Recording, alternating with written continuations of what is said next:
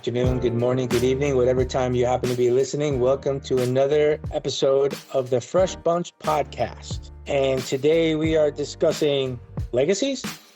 And I'd like to introduce the great Jimmy the Tulip. What's up, everybody? Whoops, I meant to say the great Mimi Pacheco. Okay, that's better. Stole her adjective. Don't steal my adjective. Jimmy the Tulip is on board. We got Ryan, we got Joel, and Willie Armellini. Woo! Yeah. Is in the house. And we have other people visiting as well later on? Yes, sir. Okay. And this And is the some more first. people stopping by. And this is the first official return of Cabin Mike on the podcast for this year. Yes. He's actually in Wonderland. He's actually in Wonderland. He sent me a picture the other day. You want to explain? Well, I haven't checked. I don't know if I'm still there, but I was there for the moment. Well, it's been a rough couple weeks, so it's really nice that you're in a place that, really brings you a lot of peace and happiness. Tranquility. Yes. I think that's the right move. And I'm yes, much happier to be meeting under these terms. Thank you. Yeah. For sure. Absolutely, for sure. Something about grief while you're sitting in traffic is hard. No. It's not easy to do both. I don't know. No. Oh. And I actually have to drive by that cemetery every day on the way home. That's what, Willie said the same Yeah, thing. me too. Yeah. And it's actually where Fern is buried is right there close to the expressway. So you could actually kind of see the area. That's actually a nice thing to be able to say. It is. It's a daily reminder on the way home. When I had my bouquet company in Queens, across the street was a cemetery where my grandparents were buried. Nice. Yeah. And there. Daily reminder. So last week we were off because for those who didn't listen to the previous podcast, we lost a very special person for the industry, a person very, very integral in the Jet Fresh story. Mm-hmm. A family man, somebody very important to all of us. So we decided this week to come back, but we wanted to talk about something really important, which is legacies. And I think that with this podcast, it's great to have the moments that we could go back on. You know what I mean? To listen to what we heard about what Fern really, how he felt, and, cherish his laughter, his voice. During the viewing, we were lucky enough to have several people from the flower industry come and pay their respects because it was during Flori Expo. And Willie, you were one of those people. Just seeing you and also reminding people and other people who might not know that flower side of Fern, it was great to introduce you guys to the family as well, because it's really important, who we are, all aspects of who we are, not just the one aspect that some people might know of us. That's why they call it a legacy, I believe. I believe so.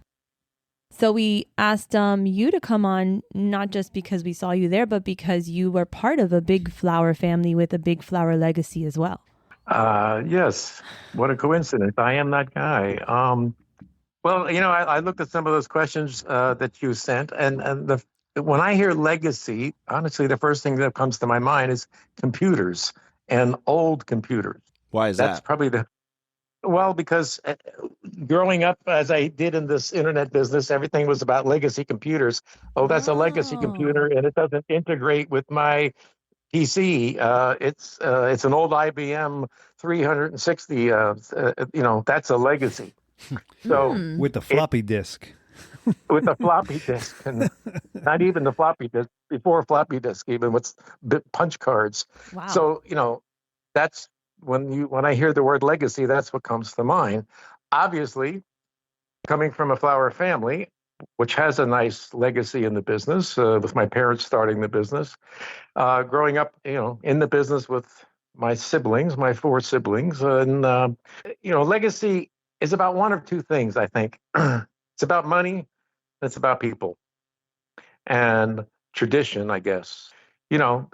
Legacy often means that there's money flowing. The Rockefeller money and the those sort of legacy monies are important for the people in that family. Obviously, in my case, having left the family, I have a little different perspective. But barring the money, it's about the family, right? So luckily, my family and I, my brothers and my sister, all get along, and that's really important. And now Armellini's, I think, fourth generation working at the business. It's a wonderful thing, and I'm happy for my family, and I'm happy for my parents, having started that. So it's a beautiful thing to have, but it's fragile. I think, as we all learned recently, it's a fragile thing, and you have to nurture it and feed it. It's that part of the family that wraps around you and you wrap around it. And for better or for worse, obviously leaving the family company was not an easy thing for me to do. It sort of was against everything that anybody would tell you to do from a rational standpoint, but I did it, and I don't regret it. And it happens. Family businesses are not easy.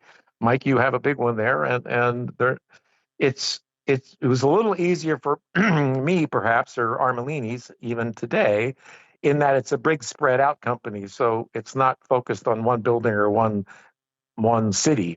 It's spread out enough that, everybody can sort of find their own way. It's challenging when you're all working in the same business, same building, doing sort of the same thing. Yeah.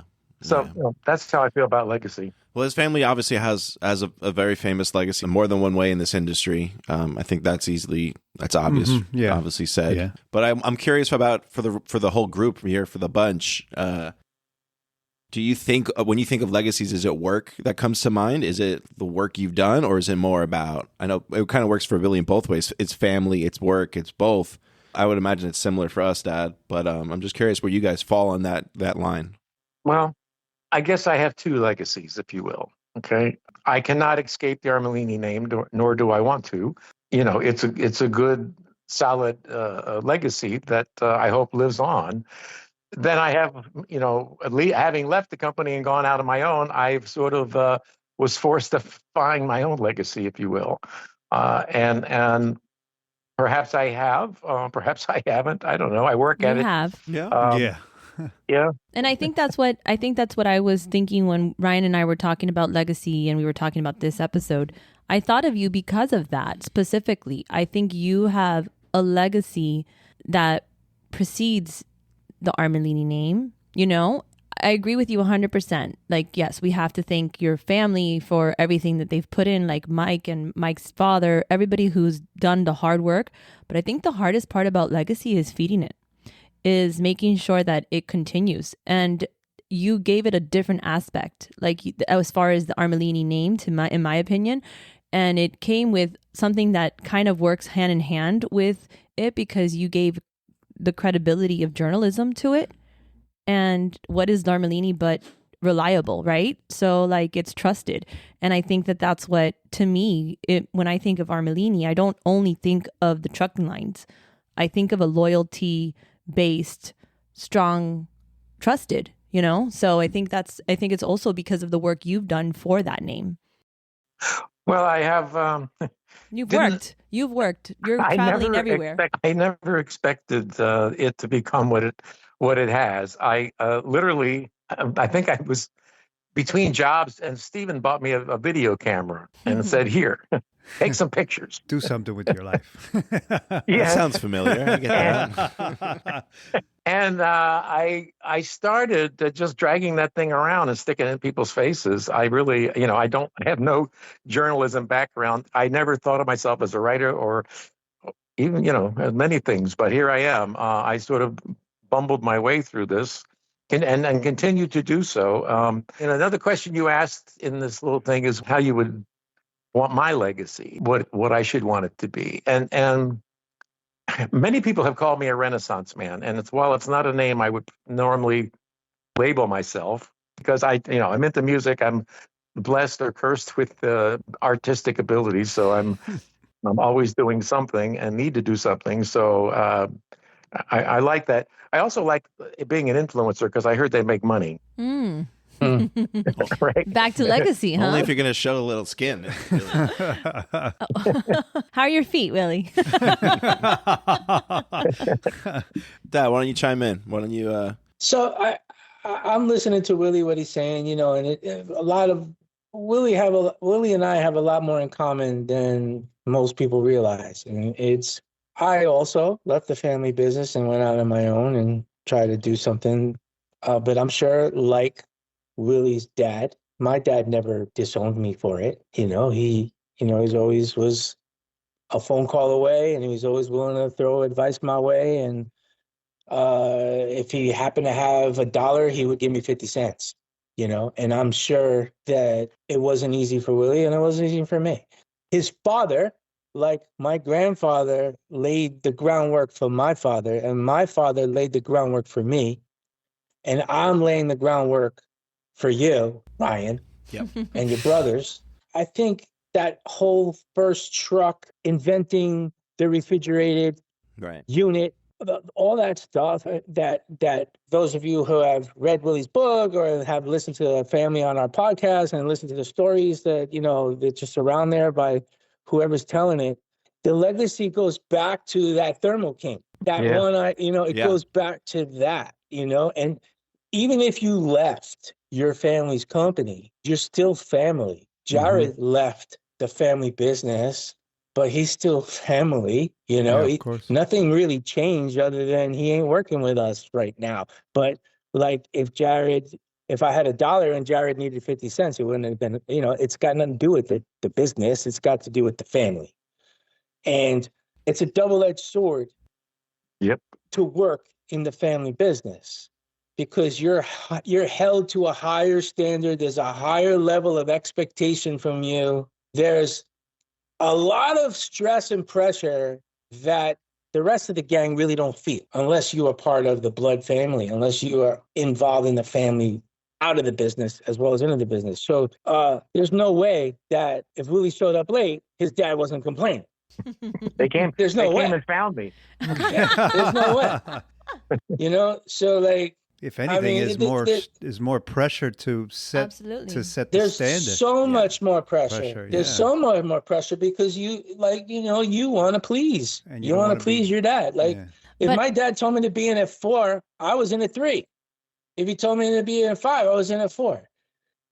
And I had to have everything ready before he got there because I wanted him to be proud of me. I wanted him to be pleased with my work. I wanted him to have a cup of coffee with one of his buddies or one of his customers in the morning and say, hey, my kid did that.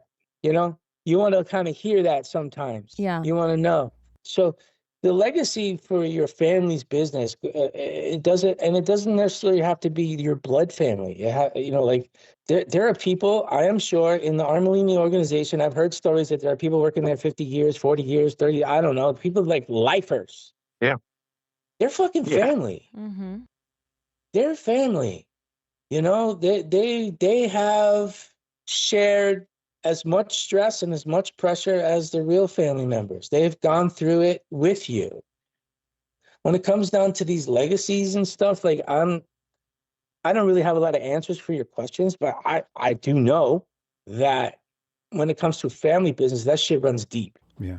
May I, if I can interject only that saying that's easy, it's hard to do because you have to work at it. You got to keep the communication going. My mother, of course, was the glue and the mediator.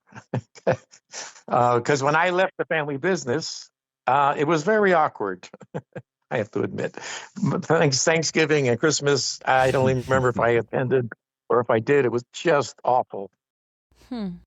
Those first couple months or years. But gradually, everything calmed down, and Mom, basically forced us together. You show up at dinner, and you sit next to your brother. It wasn't quite that severe, but she pulled it off. And yes, time sort of cures a lot of things. And there was some bitter feelings when I left, maybe on both sides. I don't know. I made a decision to leave, and it was the right thing for me to do. Right. And I probably would do it again the same way. I would do it smarter, but I would do it the same way. But again, I think communication, you want to have that communication, keep it open. We have keep politics and religion out of it. Right? Life will go much better. Keep politics and religion out of your family discussions, and that'll go on. It's such a the legacy is wonderful. The Black family has a wonderful legacy. The flower business has a wonderful legacy, which is a lot of what I've tried to do with Flowers and Scents by interviewing people that are important to the industry or aging in, aging out, new ones, old ones. I don't care. I think that's important to have that legacy. It's okay. It's just a blip on YouTube, but I've captured it, and I think that legacy is important to me. But I think that's part of my legacy. I think that's another point that I wanted to bring up about the podcast and about Flowers and Scents and the videos that you make and the interviews that both have. Like, we're capturing people's moments that can live on so much more. Yeah, we're in the age of information. We felt that when Frank Biddle came on and he passed, and we had such gold with us, right? Like, we had to pass on this treasure to the family, and they told us how much it meant to have the podcast. This is a huge responsibility. Like, to keep going. I mean, we have so many moments of Fern, so many moments of each other, and a lot of times, like, they're like treasures. They're your thoughts that are being captured on your podcast, on all your interviews, Willie. Like, you've captured moments and parts of people that are living on YouTube for so long. When people search their name, you come up. You're still one of the first ones that come up. So I think it's like a huge responsibility to have that. And I mean, like, to you, Ryan, do you think that that's what's pushing us forward to keep on with this podcast? At this point, the podcast is a legacy of it in its own. You almost have to keep going at this point. You can't. Yeah. In the grand scheme of legacies, I don't really see the podcast in that moment yet. I do agree with you, but there is a lot that comes from being able to take these people's stories and share them with people. There's a whole level of education that we're bringing to people in a very specific way.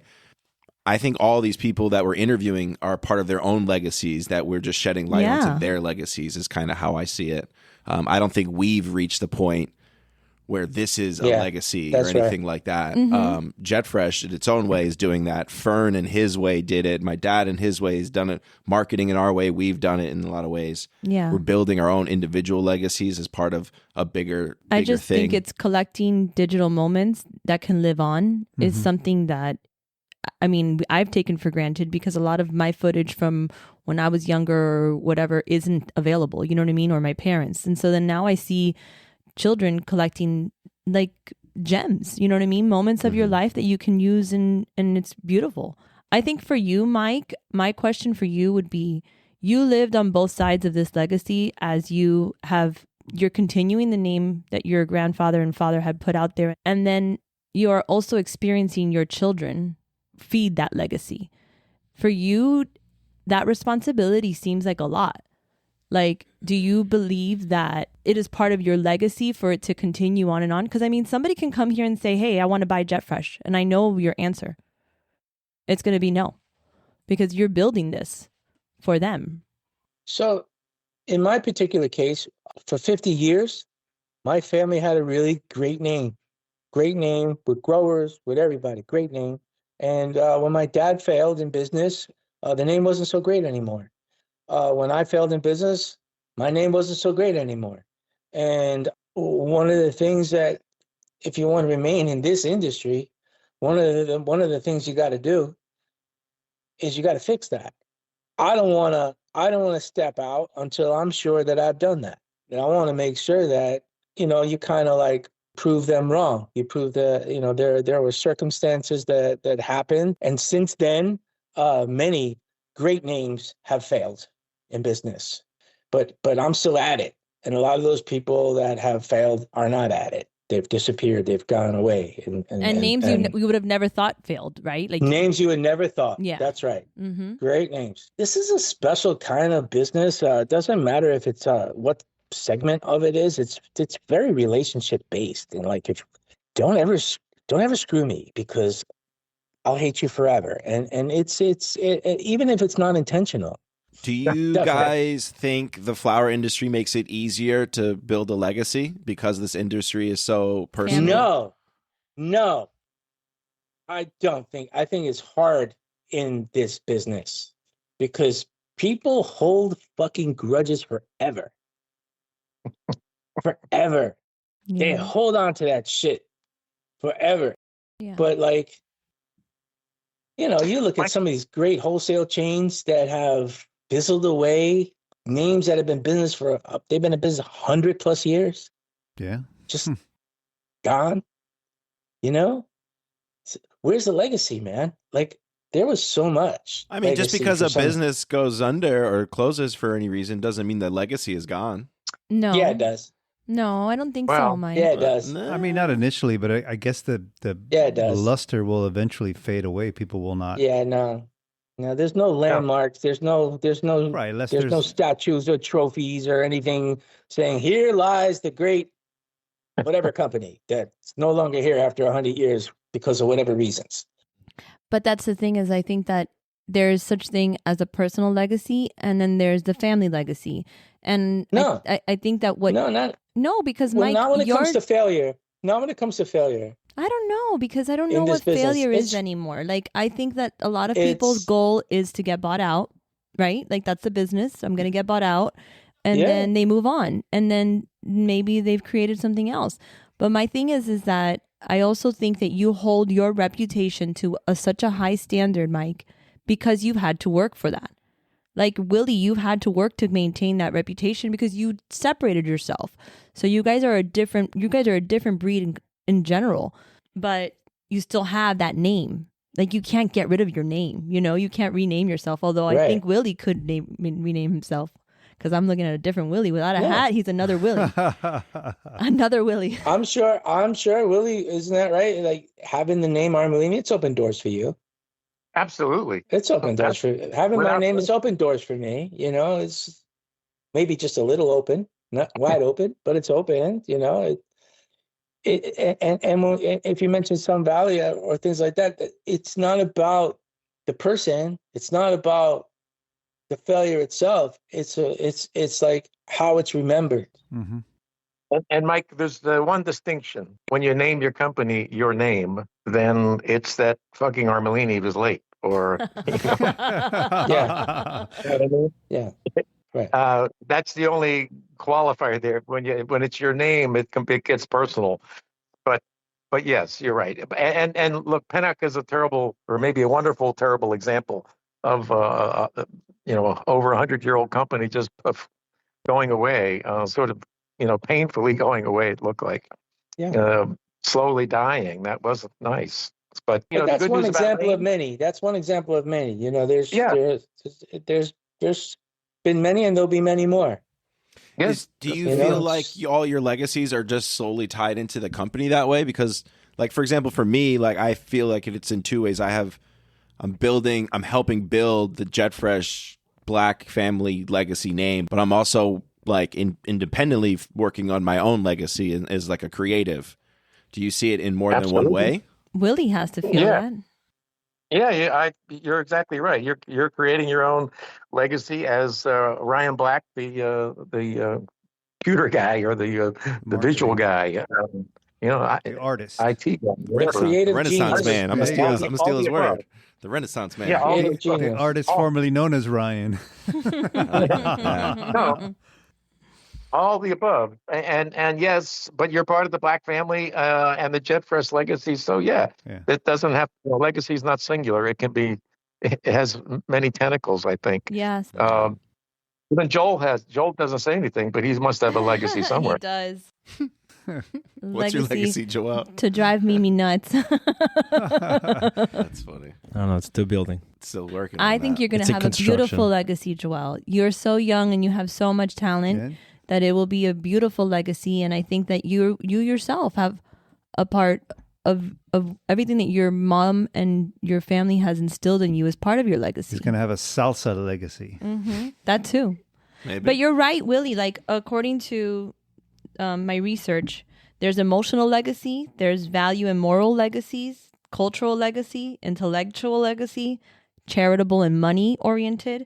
And material legacies, like as far as like you're going to leave something behind.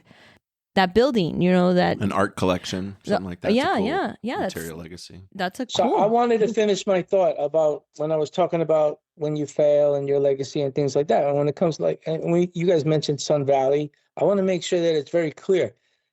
I failed in business with my head up.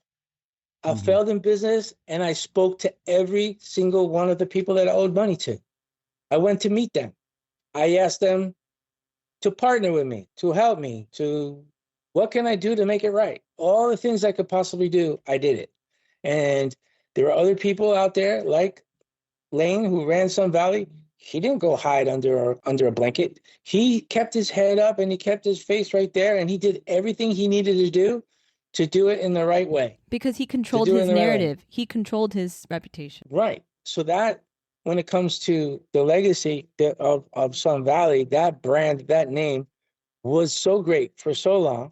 And then the fact that, the leader didn't run away and hide and took all the hits, stood there right there and got punched in the face 1,000 times, stood there. And so that, for me, is doing it right. And also, that for me is like, business is not a guarantee. It's also synonymous when you say something like Sun Valley, you still are holding on to the positive part of it. That's part of the legacy. That's right. That's the legacy part of it. Yeah. That's right. So, but it goes both ways though. It also is, people see it in different ways.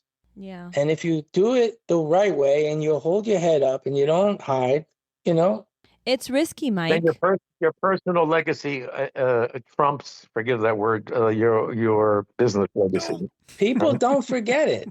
People don't forget. People remember that you did things right, and that's. And if you run away and if you close a company and run away and owe everybody money and hydrate and disappear, that if you had a legacy, you just tarnished it.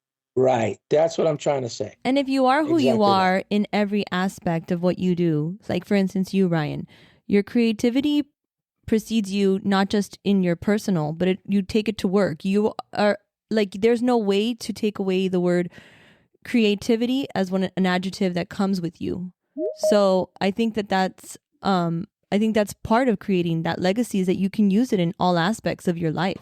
Mm-hmm. Yeah. Yeah. Knock, knock. Who's there? Need some positivity. Whoa. Hey, everybody. Positive Pappy. Positive Pappy. He's here. Welcome. How's it going, Dan? Willie, thank you for your time. We're not going to kick you You off don't if have you want to hang leave. out. If you want to hang out, Get out of here. Don't go nowhere. I have one last thing to say then. Nice. Okay. Hell Bye, yeah. kids. have a great practice, band practice. There you go. The great Willie Armellini. Yeah. The best. How's everybody doing today? Well, we're doing good. What's going on, brother? Just living the life. That's how you have to do it. Trying to figure out how to make sales go up. Aren't we all, right, Mike? That's right. Yep. I'm dreading tearing that June page off my calendar. That's a sad moment when that page gets torn off. Definitely. So, Cam, thanks for joining us. We reached out and asked you to join us because your episode, when you came on in your Positive Pappy, is a really important episode for all of us, I think. I know for Fern it was important too. The way you shared your story was exactly what we were talking about today, which is legacy. Yeah. Yeah. Everything that your dad worked on and you took from your dad and was something that impacted all of us. We all couldn't stop talking about that episode for a really long time. Yeah. Yeah. I mean, I think I've thought back to that so much the last few weeks. Like I was thinking about, the video that I sent you, Mimi, and then just the discussion that we had. And Mike, when I texted you, you had told me about I had mentioned corporate chaplains in that episode. And you told me how you had some folks come in and just help out. And, when I texted Mike, I said that one of the hardest times that I ever had to lead was leading while grieving. And it was one of the hardest seasons of my time here at Norton's. And I think everybody else eventually moves on. And then sometimes, I'm still trying to move on sometimes, Right. It's part of it. Right. I think when y'all were talking about, just the term legacy, and when you sent me the questions to sort of prep, I got goosebumps. And I think legacy is just, you asked like what it was. And I just thought about it and I was like, it's so much more, like I literally got on the call and I said, hey, Mike, or I'm like, yeah, just trying to figure out how to make sales go up. legacy doesn't matter. Sales don't matter when you talk about legacy. The bottom line, top line, none of that matters when you talk about legacy. I think CPA, AAF,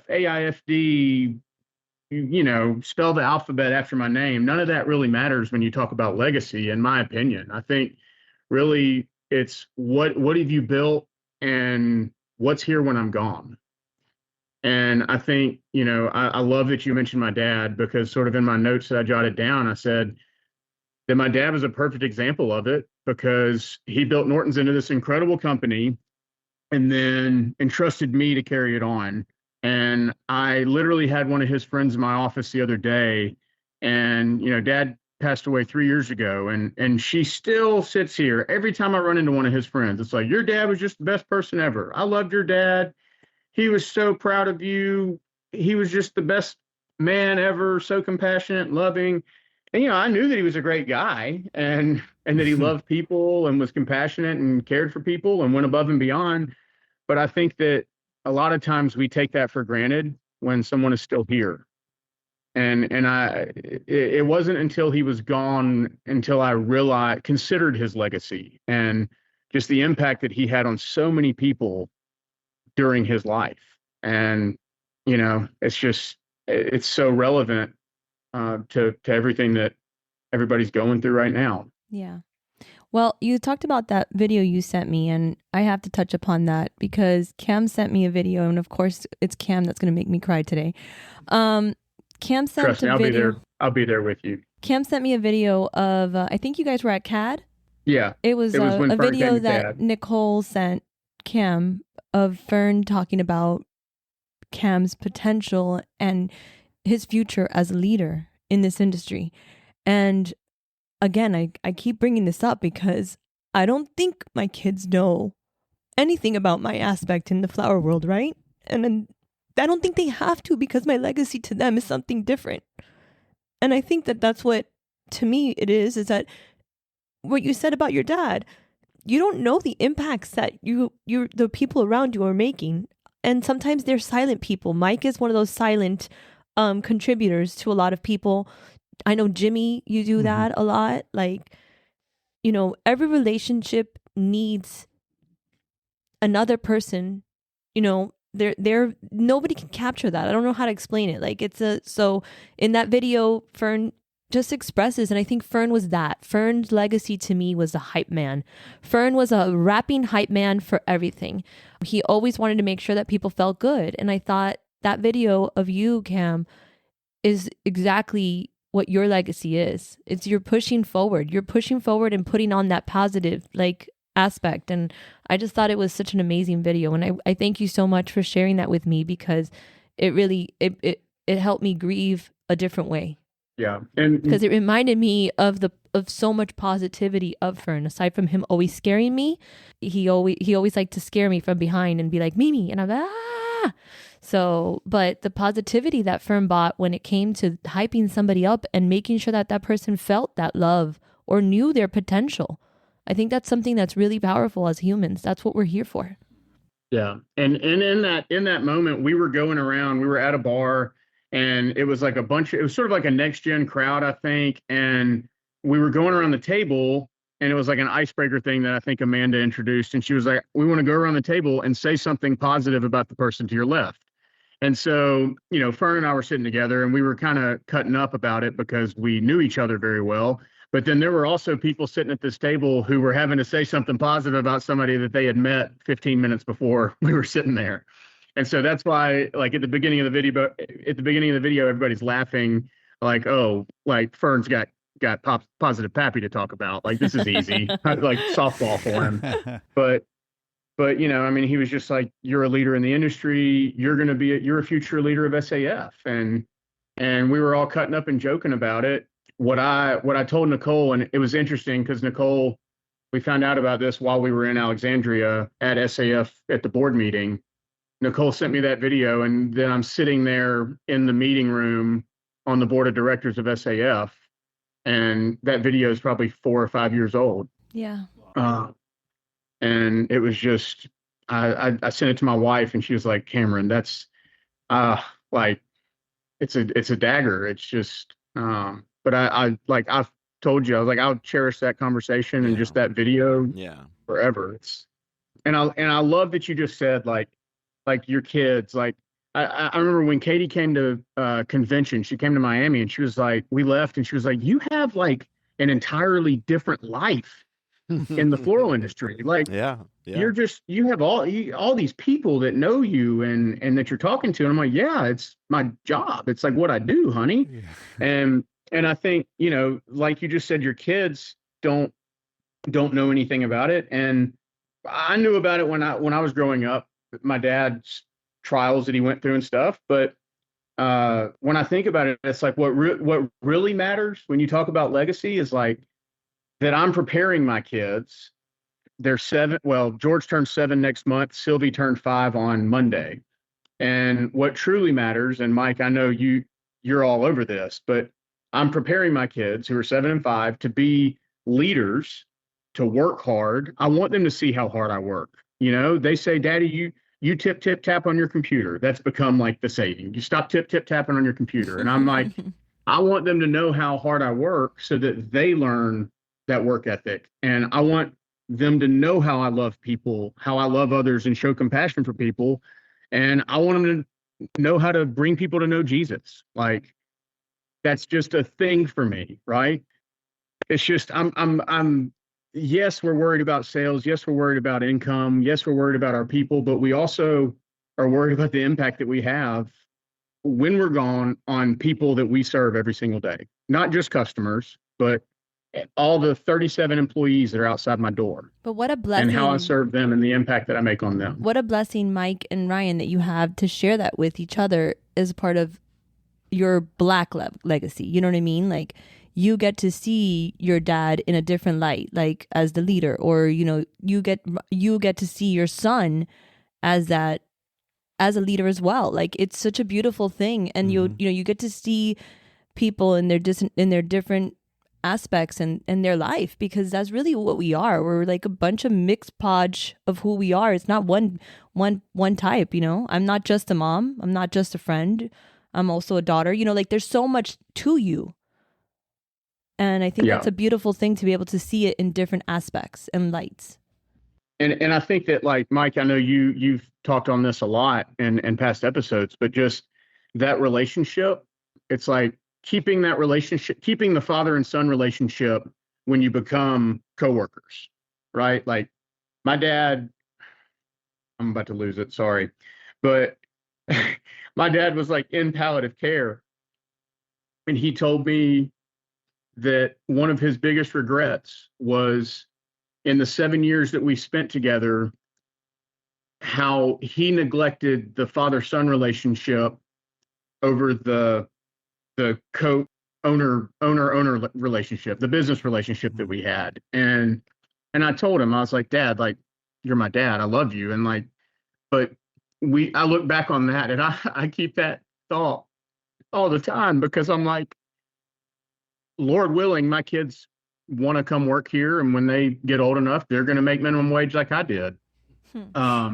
Hopefully it's still $7.25. No, I'm kidding. But $17.25. $5.25 when I started, and I ran the route and washed the buckets and cut flowers, and I still love doing that. But Lord willing, they come to work here. I let them earn their keep and show and earn respect from other people, and start them at the bottom. It's the best way to build you into the leader that you need to be, and to prepare you to leave a legacy when you pass it on.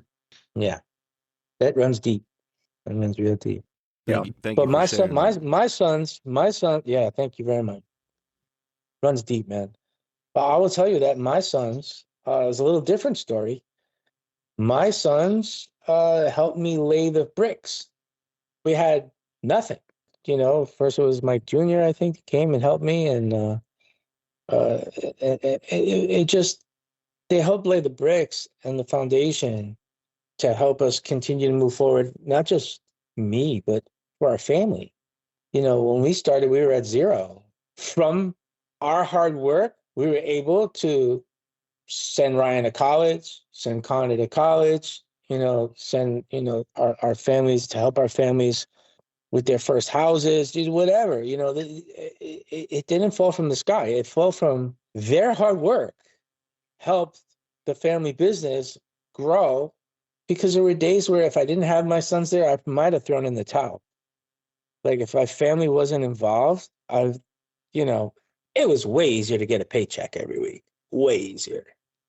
So that in itself is so important to me, and I'll never forget.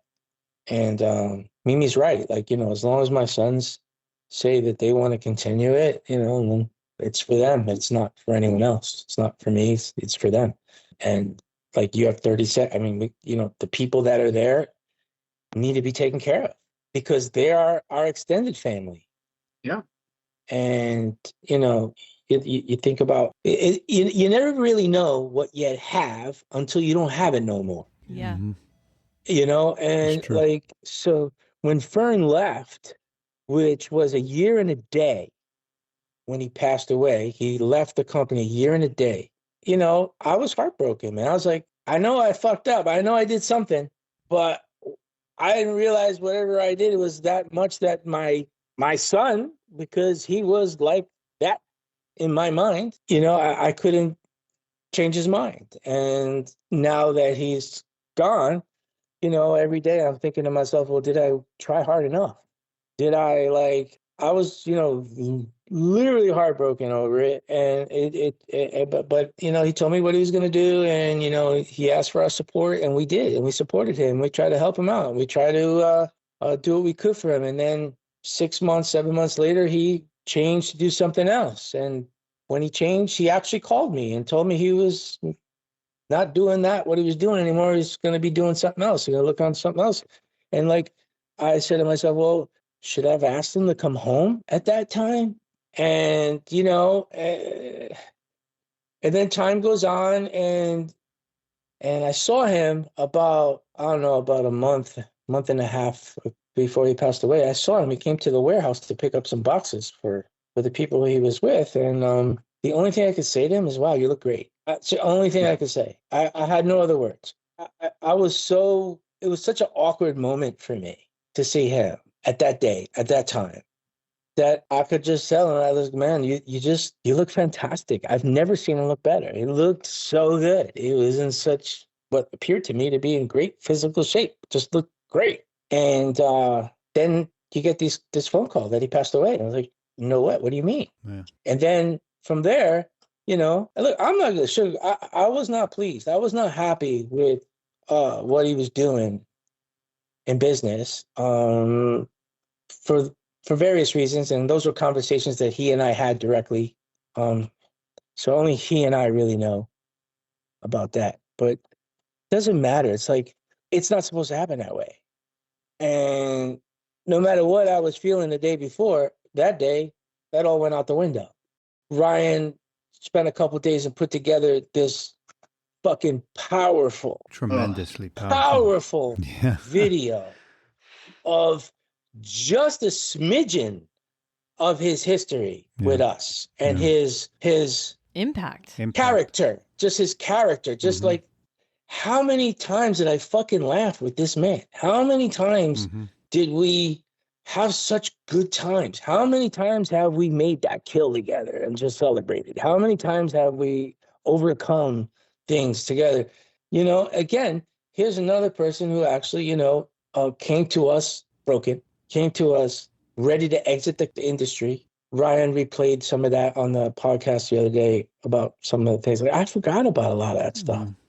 I forgot about it. And that video and that podcast replay of some of the highlights really just put me in such a dark place. And I had so many what ifs and so many regrets and so many but like Willie, who just told a bit of his story, he thought it was time to leave his family business. He thought it was time to do things on his own. He thought it was time that, and his brothers and his family were not pleased, but he felt strong enough that it was that's what he needed to do. And although I did try to get him to try to think about it and, let's talk about it. Let's, we got to be able to fix it, whatever. As time goes on, it's kind of like fizzles away. It fizzles away. Mike Jr. was working with me. I was all gung-ho about everything. And then, he decided that he wanted to go in another career path. And I was very happy for him, but I was also sad. I didn't expect him to leave to go do something else. He didn't completely leave, but he went and did something else. And, you wonder, like, if he would have still been with us today, where would he be in our company? Where would he be? Jared, same thing. I look at where our company's at right now. It's like, fuck, man, we could use a guy like Jared. We could use a guy like that with his skill set. We could use that guy. But, I would never dream of saying, hey, Jared, leave all the things in your life that makes you happy and come back to family business. So everybody's got their reasons, but I think you said that. You said that they're still part of that legacy. Mm-hmm. Because they put their time in, Mike. Right. Of course. I think that's a big thing, like as far as the company legacy is, right? But then they have their individuals. Right. Yeah, but and also their upbringing is part of their own individual legacy. Let's not take away that a day doesn't go by that we don't talk about Jared or Junior here in the office. Absolutely. Right. And it's not because of the relationship of being blacks. It's about their what legacy. their impact was on the company. Mm-hmm. Mm-hmm. And continues to be. I got all these pictures and videos on my phone of when I took Fern for his first trip to Holland in 2016. And I just keep watching it and looking at it, because I don't have a lot of stuff on my phone, but I have a lot of this trip. And it was such an eye-opener for him. He had such a good time because he incorporated his job and with his hobby. So it was. Wonder what that hobby was. What was that hobby? It was so good for him. It was really good for him. And I look back at those pictures and those videos, and like, there'll never be another one like him. Nope, that's for sure. There'll never be another one like him. This guy came with a bag of tools that he had no idea that he had. Mm-hmm. He came with this stuff like, everybody's got their stuff, but he had so much funny, good stuff. And just, what my dad used to say, if you can make them laugh, you can make them buy. He was really good at making them laugh. And he was really full of, like, you look at this big guy, you really don't think he's got the energy level. He had this energy level that was just so strong and powerful, and talk about legacies, man. Yeah. That's you have this. What are the 5 words? I don't know, man. I got like 500. Could you describe his legacy in 5 words or less? No way. There's just too much. There's too much. I have to say, Ryan, a lot of people, like my mom and my aunt, watched your video. They've never met Fern in their lives. And they told me they could feel the kind of person he was by that. And they're not even saying professionally, just the person that he was with that video. Yeah. That video was perfectly curated. I mean, like, it's just ridiculous. Because I had to wait till I got home to watch it because I knew that I only saw like 5 seconds. Yeah. Ryan told me, he's like, here's the video. I resisted the entire time I got home. I couldn't watch it. And Mike, when you were making that video, Mike said something that hit me a little bit. Because Mike was in the office and I said, poor Ryan, he's not just grieving, but he's grieving double or triple, or every time he's got to go through a different video or a different clip. Yeah, to put it together. And Mike said, yeah, but that's like the beauty of the power that you have. Like that you can honor somebody creatively like that. And Mike told me first thing in the morning, wait till you see that video that Ryan did. And I'm like, I had to wait till I got home to watch it. I lost the entire day. I couldn't speak for like 20 minutes. It's probably the most powerful thing I've ever watched. Yeah. 30 times. That's why I waited. I mean, Mike I watched it like 30 times. Yeah. I could not speak for 20 minutes after it. But then I went down like a rabbit hole. So you start watching like other videos and stuff that were not included in that piece that Ryan did. There's so much. Yeah. So I must have sat for a good hour, going down our YouTube rabbit hole, just pulling up other videos. I mean, even videos from like you guys, when you guys were small, I guess just starting. I went all the way back, and just looking at all those videos, not just Fern videos and stuff like that, but, going down that Jet Fresh deep rabbit hole, you know. Yeah. It's crazy. It's crazy. I'm glad you guys all enjoyed that video. That's my legacy now. It's your masterpiece. I watched it a lot of times, but I don't think I'm going to watch it again.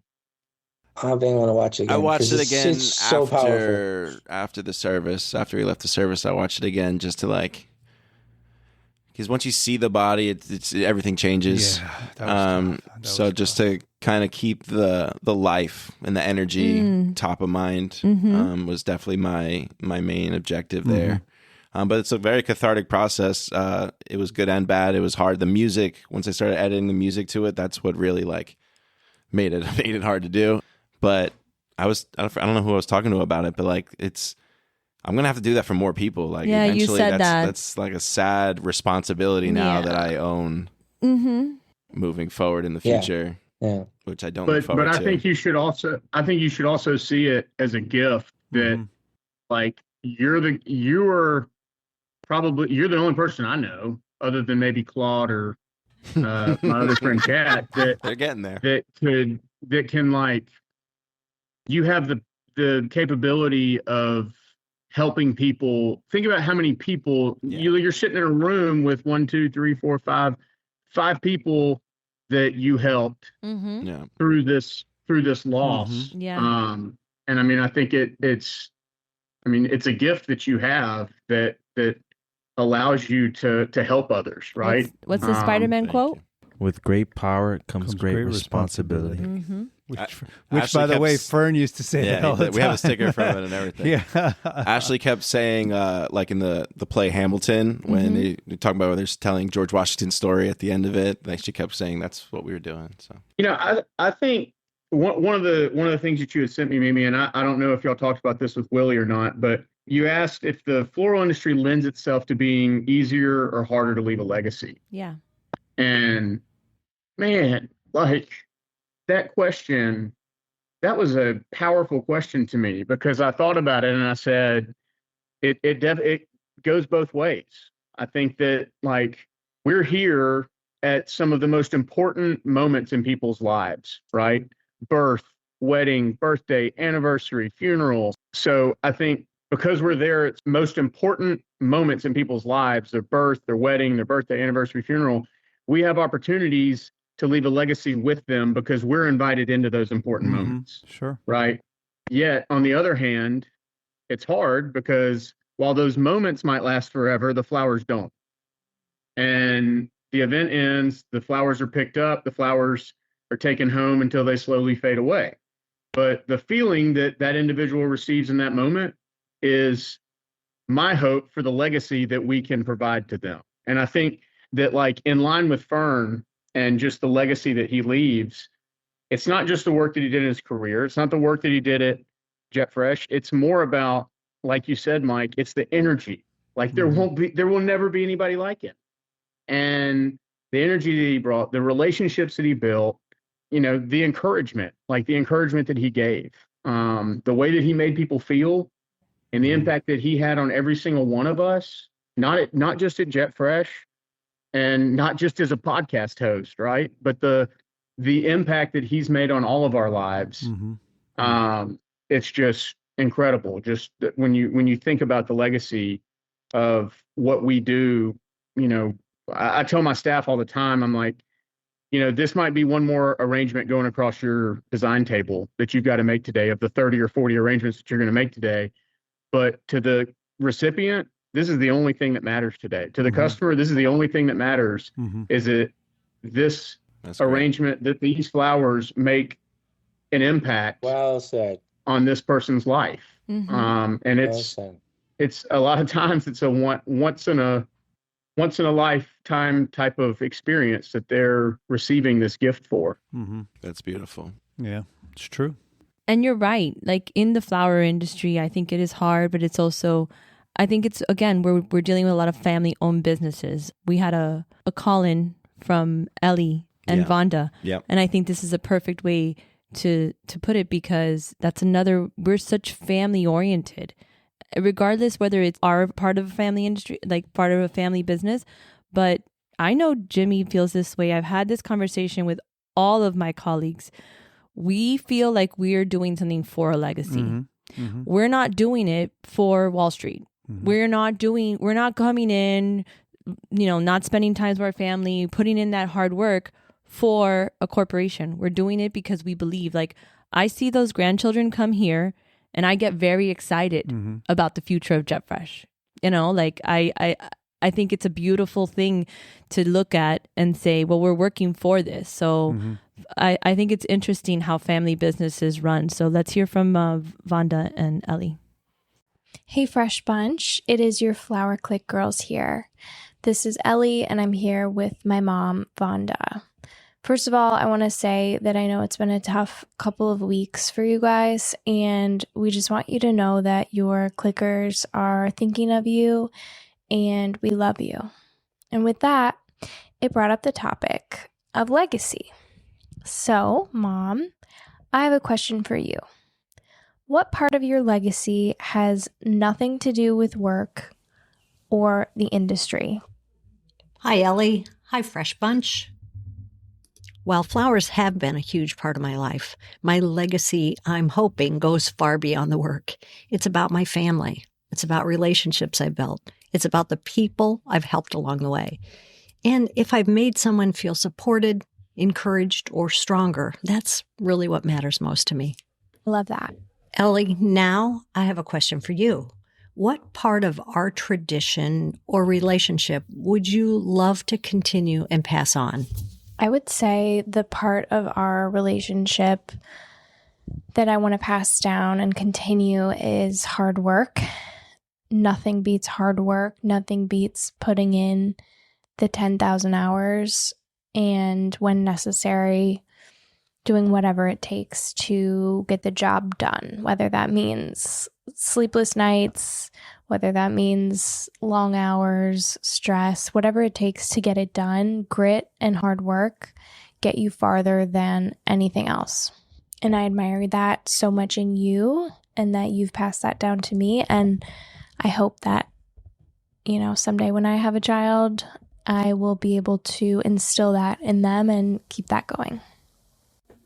And then for something outside of work, I would say that our week in Florida together every year for your birthday is one of my favorite things. It's such a great tradition because it's a non-negotiable every year for the family to come down and all be together. We have pool time. We play so many games. We cook meals together. We hardly leave the house because we just love being together, being at the house, feeling like summer, and the kids growing up every year is just so fun to watch. So I hope that, when I have kids as well, and when they have kids and the cycle continues, I hope that I can keep that tradition alive, because it's so special to have family time together, and nothing beats just like good quality time.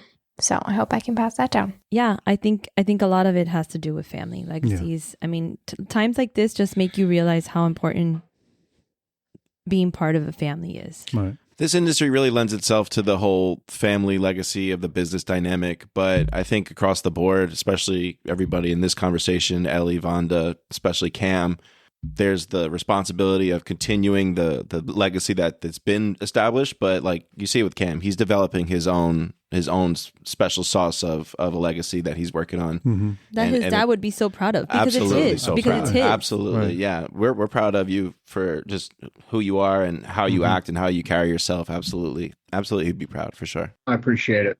When you're running a family business, and Cam's gonna completely agree with me, is that you work so closely and so many hours with people who are not your children, but they become your family. And when you go home at night, you're not really worried about what your kid is going through or your immediate family. A lot of times you go home, you worry about what people that work for you or work with you, what are they going through? What's going on with them? We have a heavy load to carry. There are those bosses out there who just don't give a fuck. And then there are those guys out there who, like, it's all in the details. And it's all in, like, having the sense of, hey, something's wrong. something's going on. Something ain't right here. What can I do to help you? Most people say, oh, everything's fine. But every so often that one person will come out and say what's going on and how, and then, without obligation, you help them. Any way it is, whatever it is that they needed, you just do it. You don't ask for any thank yous. You don't ask for anything in return. You're taking care of these people who are ultimately taking care of you, and they become your family.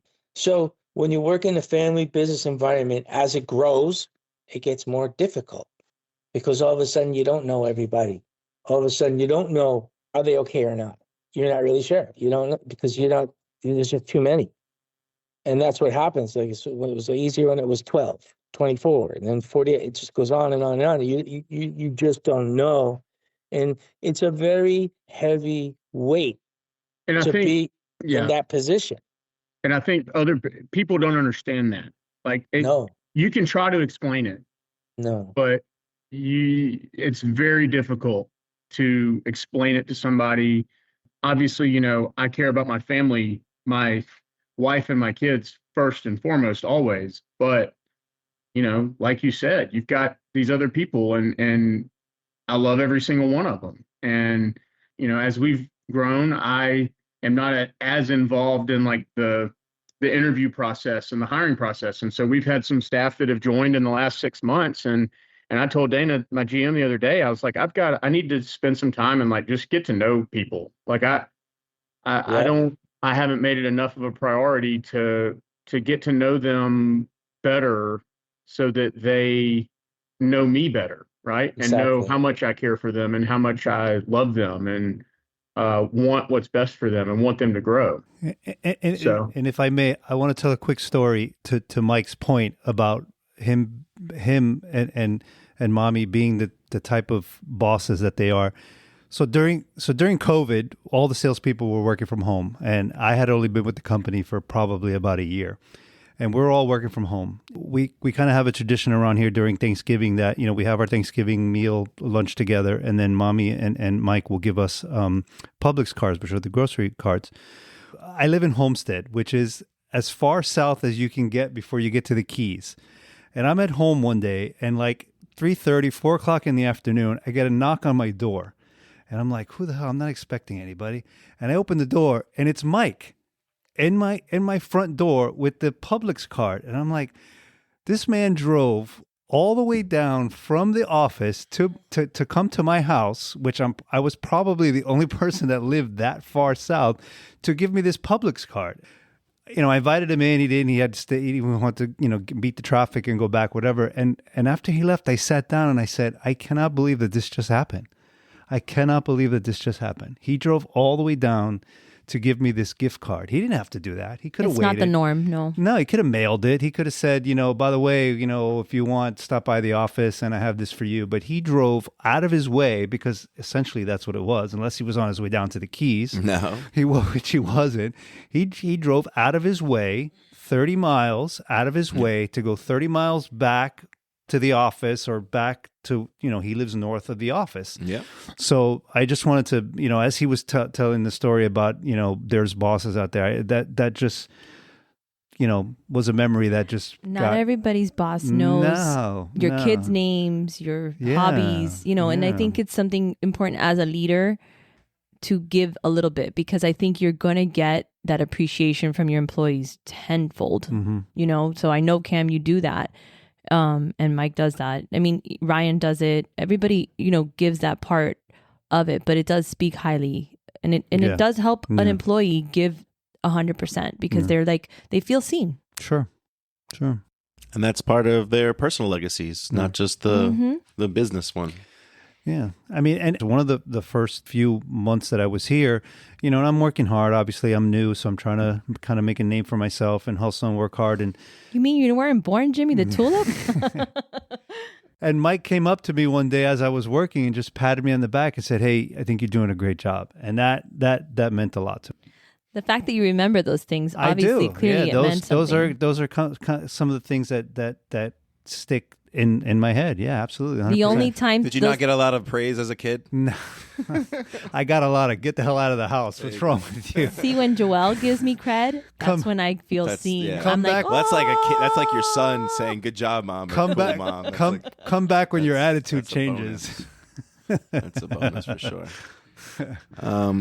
Well, thank you guys for opening up and having this tough conversation. Unfortunately, it does seem to only come around about legacies when you think about death or an untimely situation. But I do think you guys are all building something special personally. Mimi, Joelle, all you guys as well. So it's pretty cool to see. And I don't think you don't have to describe your legacies in 5 words or anything like that, but I do think it's a fun exercise to, on your drive home or whatever later, when you're on the boat, when you're on the lake, think about what those 5 words could be for you. Stickers. I want my stickers everywhere. Should we say this? Should we say it? Jimmy, I want you. I don't know. I think it's hilarious. I mean, if you want to edit it out later, but I think it's funny that, Cam should know. Cam has to hear the story. Cam, do you want to know? Ask Jimmy where the weirdest place one of his Jimmy the Tulip stickers are. Jimmy, where is the weirdest place that one of your stickers is? So during Fern's service, there were people putting stickers on his coffin. No, listen, hold on.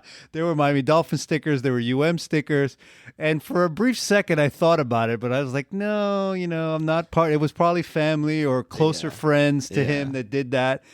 So the next day, this was during the viewing. So the next day during the service, I'm thinking about it. I'm going, how I got to figure it out. So as they're lowering the casket, people are throwing roses in there. I grabbed a couple of roses and I wrapped a sticker around one of the roses and I threw the rose in with the casket. So there is a sticker on top of his casket in the ground. So that's I don't love that story, but I think Fern would appreciate that story. Fern would appreciate it. Oh, absolutely. That's I agree. That's what it is. I think that's the only reason we would say it. He would laugh to that. Right, exactly. He was laughing. Kudos to Barbie and the family for deciding that they should celebrate Fern's love of the Miami Dolphins and the University of Miami Hurricanes, because it changed Ryan even wore a jersey. Everybody was invited to wear those colors, his favorite team's colors or the favorite team's apparel. And I have to say, I've been to a lot of services in the past year, and this one just felt different because of that. I think the bright colors and even the beautiful flowers were, Dolphins themed. Which again, Olga had that creative, and she really took it upon as something that she was giving back to Fern. So I think it was really nice that they did that. Yeah. It felt right wearing a Dolphins jersey to a funeral. Your brother refused. You know what I love about Casey? Casey goes, Fern wouldn't want me in that jersey. No, definitely not. And then we got into a whole discussion that if if Casey's child was playing for the Dolphins, he would continue to wear a Jets jersey at the Dolphins game. And I'm like, that's a lie. He's like, no, Mimi, I will forever wear a Jets jersey. One piece of advice for anybody out there that's listening, as far as relationships with family goes, or your extended family, because Fern was as close to a son to me as you can get. And during the year of this transition to our new space, I was so consumed with it. I was so busy with it. And I felt like there was something ain't right with Fern. I kind of had like some sense there was something going on. But I also knew that we had a good relationship, and then if it was something of an urgent matter, he would bring it up. So I thought it wasn't that big of a deal. And then we're in the building, and then after Mother's Day, he comes in my office, and I felt like, okay, now we're going to find out what's on his mind, and let's get it fixed. And he told me he's leaving. And, there was a whole story about that in itself, but, don't wait. If you got some sense that something ain't right with your family, with your son, with your daughter, with whoever. With your friend. Yeah, anybody. Don't wait. Communicate.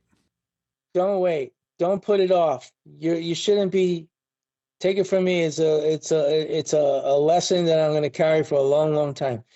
Don't wait, because if there's a way to fix it, you got to catch it early. If you let it linger and you let whatever the small problem was to get bigger and bigger and bigger and bigger until it comes to a head, and people just don't want to hear it.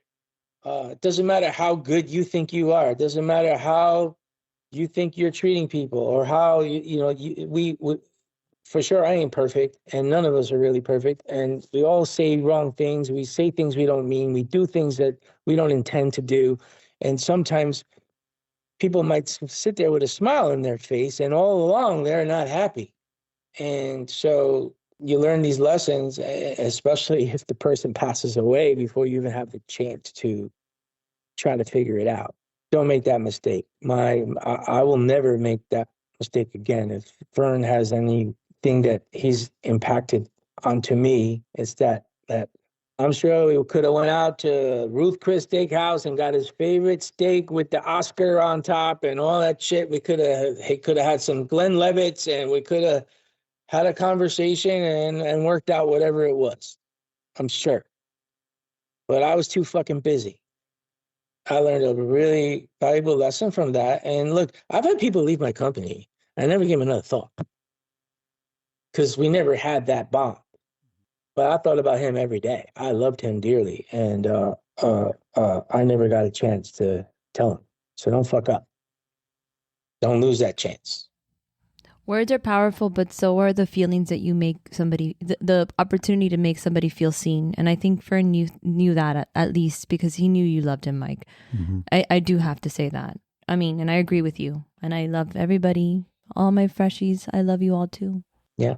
Yeah. We learn. It doesn't matter if you're 100 years old. You're still going to learn valuable lessons in your family and in your business.